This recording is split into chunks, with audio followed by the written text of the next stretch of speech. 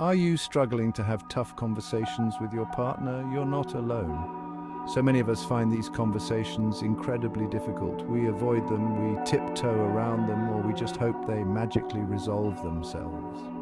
But the truth is, avoiding difficult conversations only makes things harder in the long run. In this video, we're going to learn how to navigate those tough talks with courage, compassion, and clarity. We'll explore practical tips and strategies to help you communicate more effectively with your partner, build stronger connections, and create a more loving and fulfilling relationship. Before you even think about launching into a difficult conversation, it's crucial to take some time for self-reflection. What's really going on for you? What are the emotions simmering beneath the surface? Sometimes just acknowledging those feelings to ourselves can be incredibly powerful. I encourage you to grab a journal and write down your thoughts. Getting clear about what you're thinking and feeling will help you communicate more effectively when you're ready to talk to your partner. Choosing the right time and place can make all the difference in how the conversation unfolds. Avoid starting a difficult conversation when you're both exhausted after a long day or when you're distracted by other things. Instead, find a time when you can both be fully present and engaged. It's also important to have these conversations in a safe and private space where you feel comfortable being vulnerable. One of the most important things to remember during difficult conversations is to use I statements. This simple shift in language can make a world of difference.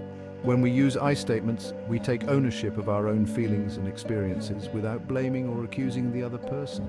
For example, instead of saying, "You're always late," try saying, "I feel hurt and disrespected when you're late for our plans." See the difference? It's about expressing how their actions impact you, not pointing fingers.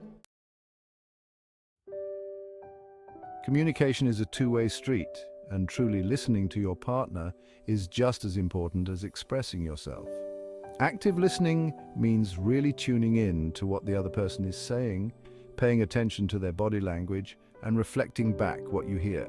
Try saying things like, "It sounds like you're feeling," or "What I'm hearing you say is." When we feel heard and understood, it creates a deeper sense of connection and makes it easier to find common ground.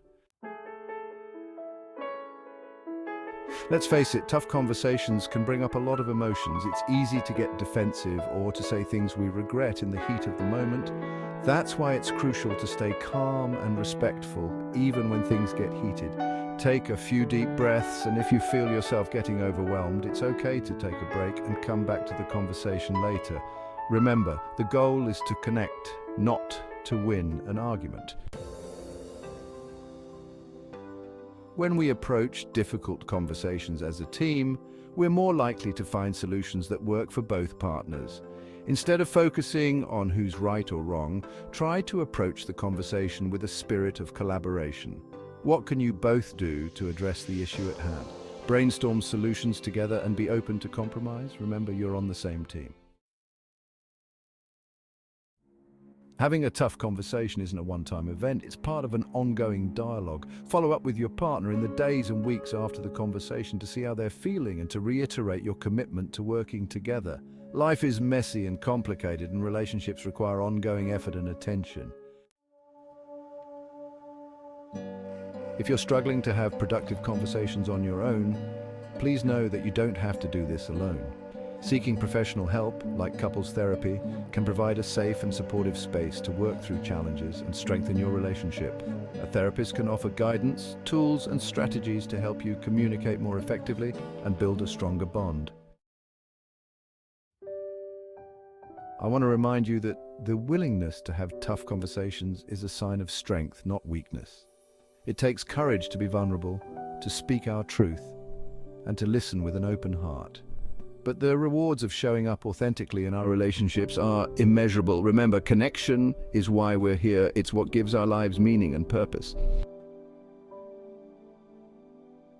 We're all afraid. We're afraid to be vulnerable, to let someone see our true selves, flaws and all. But what if I told you that vulnerability is the birthplace of connection, that it's in those moments of raw honesty when we let our guard down and allow ourselves to be seen, that we truly connect with another human being. Choosing courage over comfort isn't always easy, but it's always worth it. When we show up authentically in our relationships, we create the space for love, intimacy, and true belonging.